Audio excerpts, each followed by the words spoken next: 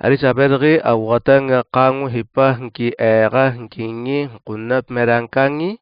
gore hanchuwo igu engadran gabreri iqwengi garri sanga inki ange himra nasrednqa antawarga iringi igu abaka hitra okata hiraga mawiga iminga hui iga yoge Maria wimakra in Joshua iqwenyaga atmingwi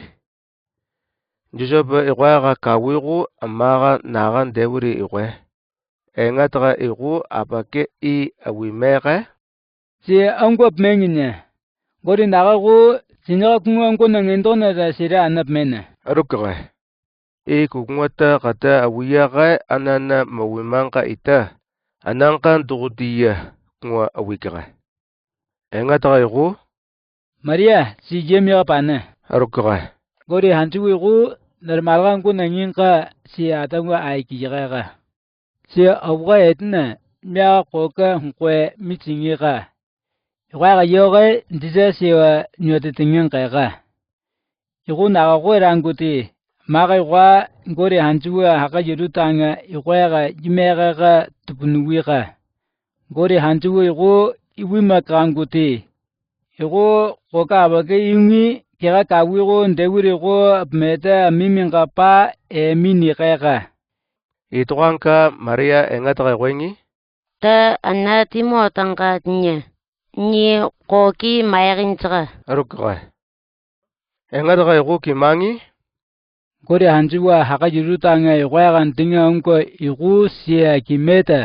iqwaga jangnanga akbadra jangiya mia si nyesra igu gori iqwaga na iranguti ku iqwenyaga gori hanchuwa iqwaga jimegaga tupunuwiga igu tuanka Maria amabiaga ingangi Maria qoongan jutia tanga inkinqa ange himga qwenyaga magana ekra ange himga adimaga sekriasi iqwaga ange yapa yankisa apayata Elisabeth ringi hinchingantra arukra ingangi Elisabeth mangi kata wirankangi imega igu awrendangi amenge iranka ndenga angwa igu Elisabeth yiga awrengi kwapana amangra ingangi Maria taga yangna ngati arukra abake gnangi wa medangu ke gore antugo si angwa ikmakriya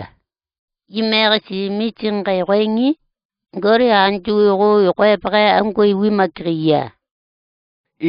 tuanka Maria ti arukra nyaga wangodi hantugo iqwaga yoga haga ige mamoriye nyaga kuyre ngodi hantugo hanganyi makra iqwenra yaga nyingiye ni iqwaga wongo wiga apaka hingenga kanya igu nyinga kunwa angwananga intranki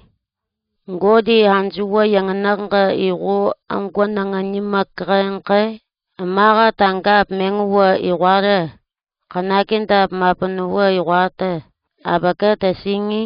ngodi hantugo igu angwanangi wimakraiga tupunuwiga